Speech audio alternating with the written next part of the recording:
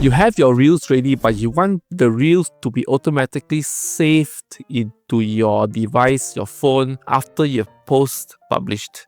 So in this video, I'm going to show you how you can automatically save your reels into your device after you publish.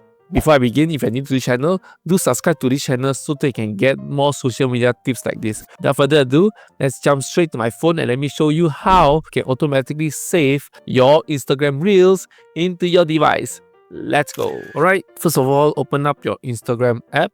Then you have to click on the plus icon at the bottom. Okay, so what you need to do is just have to scroll down, and there you can see the pictures. So it's at Reels right now. And then you just have to click on the settings icon at the top right. Click on it. Click on Reels. You can see here, save Reels to device. Just click on that. And then automatically when the Reel is being published, you'll be saved to your phone. So that's how easily you can automatically save your Instagram Reel after you have published them to your device. If you like what I share, give me a like and also subscribe to this channel so that you get more social media tips like this. Thank you and I'll see you next time. Goodbye.